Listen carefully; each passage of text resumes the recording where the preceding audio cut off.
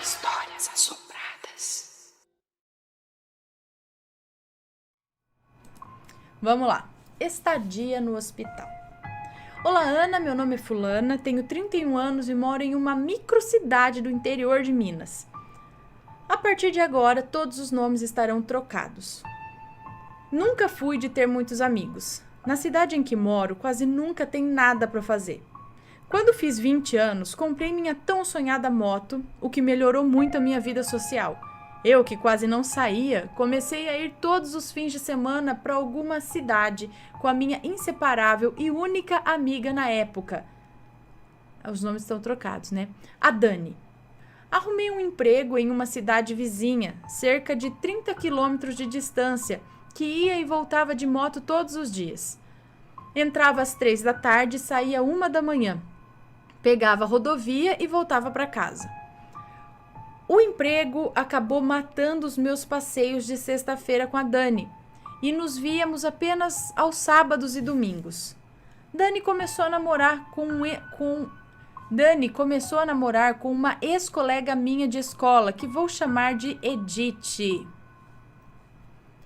Edith e eu fomos amigas próximas, mas devido aos seus desvios de caráter e maldades das quais eu não conseguia assistir, acabei me afastando dela e até deixando claro que estávamos em lados diferentes. Dani era muito apaixonada pela Edith. Tinha um relacionamento conturbado, brigas intensas, agressões físicas. Eu sabia que não adiantaria nada falar coisas para alguém que estava cega de paixão. Apenas deixei claro para Dani que ela iria sofrer e que Edith e eu não deveríamos ter nenhum tipo de convivência. Acabei tendo que me esbarrar algumas vezes com Edith, que já estava irritada comigo, pois todas as vezes que o namoro não ia bem, a Dani me procurava para sairmos e contava tudo o que estava passando. Nunca dei palpite nenhum. Sabia que o tempo mostraria a verdade e respeitava a escolha da Dani. O tempo foi passando e elas terminaram. A Dani sofreu muito. Eu queria poder ajudar de alguma forma.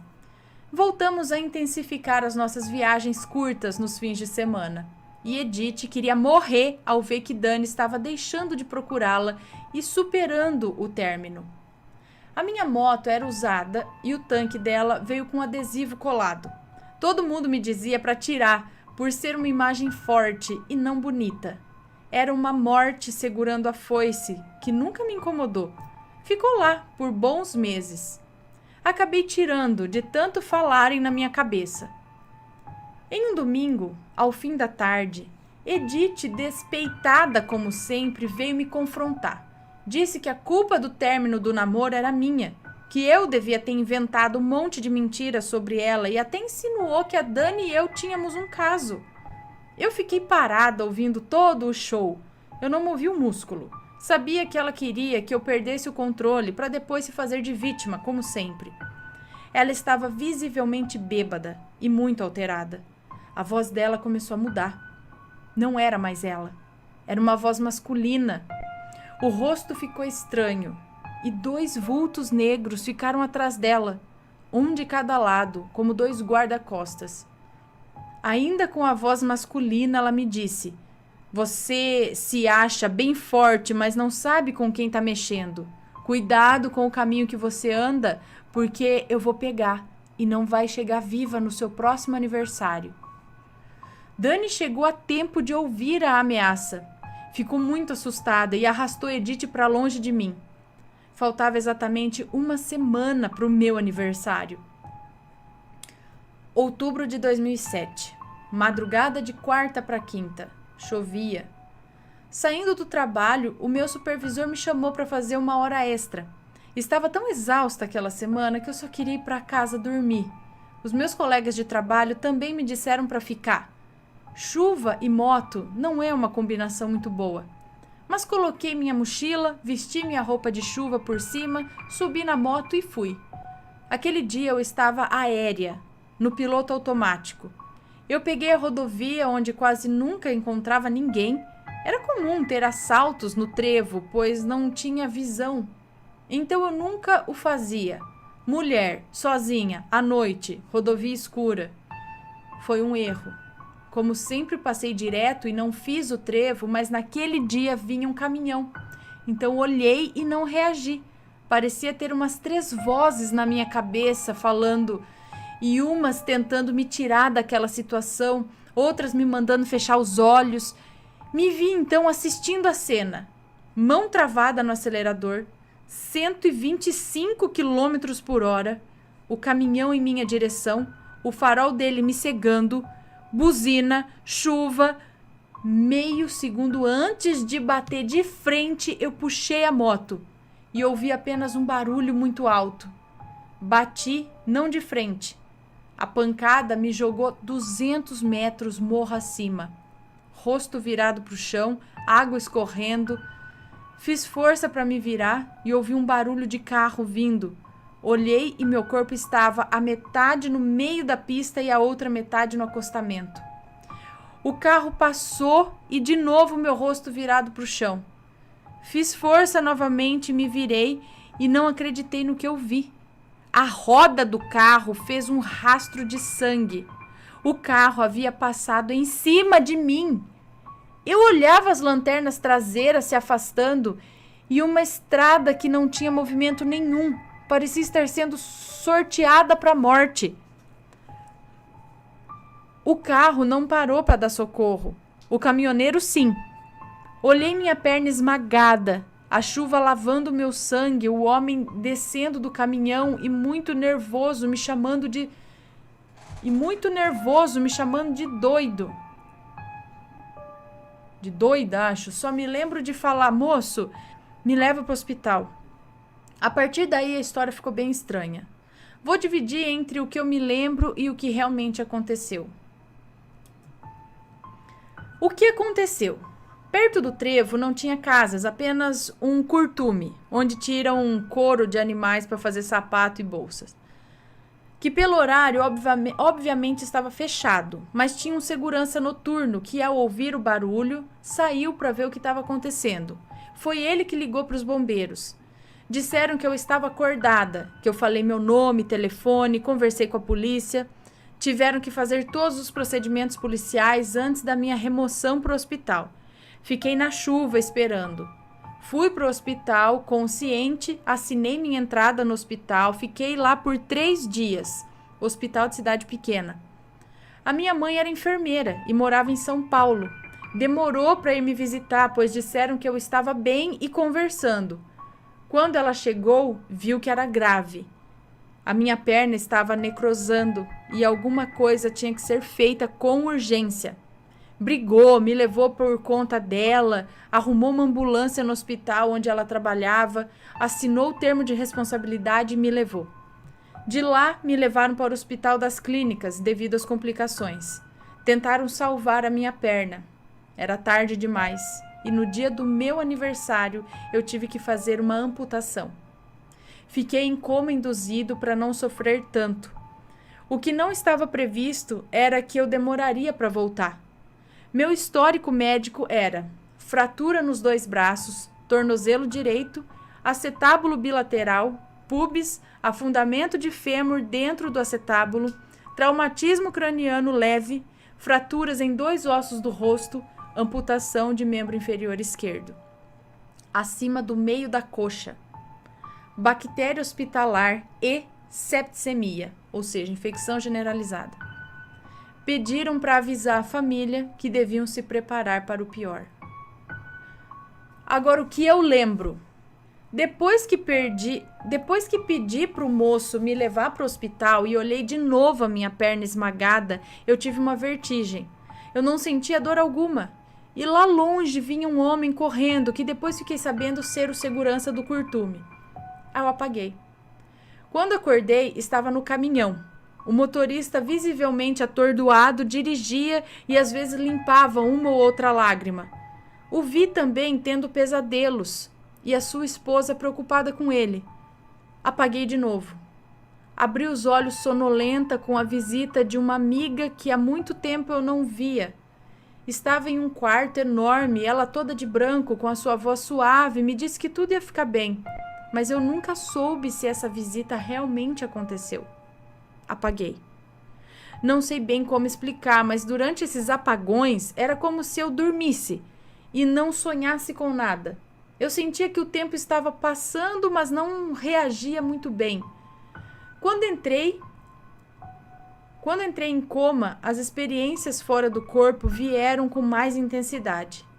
Andava pelo hospital, assistia procedimentos, vi quando fizeram a minha traqueostomia. E apesar de não sentir dor, achei que queriam me matar. E foi a última vez que vi o meu corpo de fora dele. Conheci todos os lugares, eu juro, Ana, eu andei em tudo, mas a minha mãe me disse que desde que entrei no hospital eu nunca saí da cama. Eu jamais conseguiria ficar em pé, mas era tão real. Eu levantando para ir no banheiro, eu via os enfermeiros que cuidavam de mim, eu me via carregando o tripé do soro, arrastando por todos os lugares. Um dia segui minha mãe, ela foi até a lanchonete do hospital, pediu um lanche, mas não comeu, ela só chorava. Eu sentei ao lado dela, falava com ela, mas ela não me ouvia. Eu vi os meus 2 braços engessados, eu estava morrendo de fome. Tentava pegar o lanche que ela não comeu, mas as minhas mãos atravessavam e não pegavam. Eu ficava muito nervosa porque ninguém me ouvia. Eu era apenas um fantasma engessado, me arrastando pelos corredores de um hospital gigantesco. Eu não sabia se estava morta, eu não via o meu corpo. Eu deitava na minha cama como se eu estivesse vivendo ali, como se não tivesse fim. Sentia dores horríveis, não conseguia respirar. Era como se eu fosse morrer e ninguém pudesse me ajudar. Ninguém me via. Enfim, depois de 1 mês em coma, acordei. Ardia em febre e estava em cima de um colchão ligado a menos 2 graus para ajudar a baixar a febre. Não me lembrava de nada, nem sabia que eu um dia tinha tido uma moto. Perdi minha memória recente, que aos poucos foi voltando, mas até hoje eu não me lembro de algumas coisas que aconteceram uns dias antes do acidente. Eu fiquei na UTI por mais um tempo, ainda me alimentando por sonda, ainda com a traqueostomia aberta, tratando da bendita bactéria e esperando melhorar para fazer as outras cirurgias que foram deixadas para depois, já que eu não aguentaria mais nenhum procedimento cirúrgico. Estava muito chato lá. Todo mundo dormindo, nenhum vizinho de cama para conversar. Eu sempre falei muito e depois pude voltar a falar. E depois que pude voltar a falar, falei tanto que as enfermeiras não me aguentavam. E acabei tendo alta da UTI. Na verdade, porque eu estava melhor e não precisava mais ficar 24 horas ligada nos fios. Mas eu prefiro acreditar que ninguém resiste ao meu bom humor e eu precisaria ir para um lugar mais animado. Não fui. Me mandaram então para o isolamento. É um quarto com parede de vidro e do lado de fora tem todo um procedimento para entrar. Por causa da bactéria, as pessoas tinham que vestir luvas, aventais descartáveis, proteger os sapatos. Lá pelo menos tinha uma televisão. Nada de monitores cardíacos fazendo pip, pip, pip. E nem nenhuma pessoa morrendo no meio da noite com todo aquele movimento de ressuscitação, que eu até acho bem legal. O difícil é ver tanta gente morrendo. Como a parede era de vidro, quando chegava algum enfermeiro ou médico, eu via eles se preparando para entrar, lavando as mãos, vestindo as roupas. No segundo dia de isolamento, eu senti fortes dores abdominais. A comida chegou e eu toda animada, minha primeira refeição sem sonda, já tinha feito os testes com a fono para reaprender a comer e respirar. Abri minha marmitinha, uma comida deliciosa, sem uma gota de sal. Mesmo assim eu fiquei bem feliz, era uma evolução. Agora sim poderia me alimentar, pelo menos era o que eu achava. Comi e a dor piorou muito. Vomitei até minha alma. Pedi 1000 desculpas à moça da limpeza, mas era incontrolável. Ela nem acabava de limpar e eu vomitava de novo. A médica me avaliou, era bem jovem, não soube diagnosticar e deixou para resolver no dia seguinte. Naquela madrugada eu passei muito mal. Enquanto eu vomitava, vi um homem pelo vidro. Ele estava todo de branco, achei que iria me medicar. Ele era meio transparente. Aí que eu me toquei, que não era uma pessoa. Acabei dormindo, mesmo morrendo de dor. De manhã, a médica chegou e pediu para que eu dissesse que tinha começado a sentir a dor naquele momento porque poderia custar o emprego dela. Saíram comigo às pressas, fui tomar litros de contraste para fazer uma tomografia. 9 médicos apareceram, divididos em 3 grupos de 3. Todos eles fizeram um exame de toque no meu abdômen. O primeiro grupo anotava tudo, eram médicos bem jovens.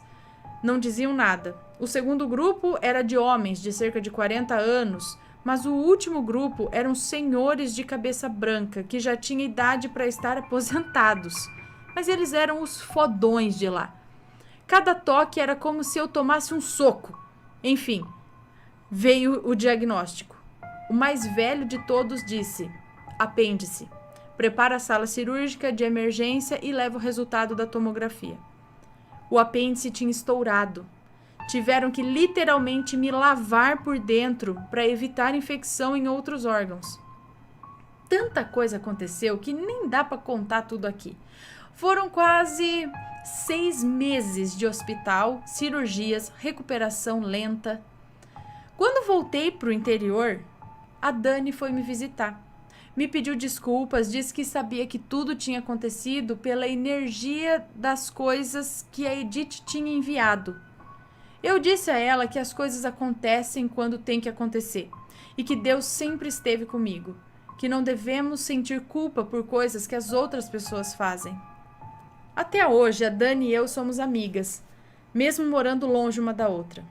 Edith ainda mora aqui, na mesma cidade que eu. Ainda é encrenqueira. Tem 2 filhos lindos e uma vida tranquila. Eu venho superando as minhas limitações e consigo fazer tudo, mesmo não protetizada. Se o mal que a gente faz volta um dia, eu não sei. Eu sei que não desejo que ela passe por nada disso, nem ela e nem ninguém.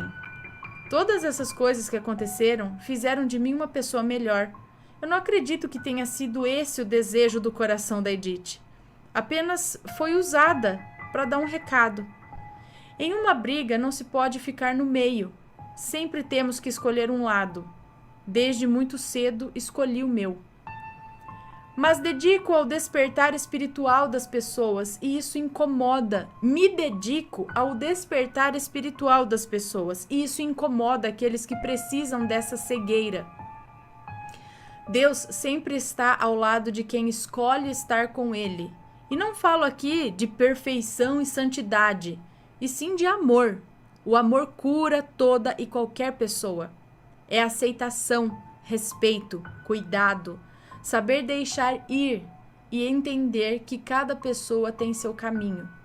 Não sabemos o que se passa dentro do outro.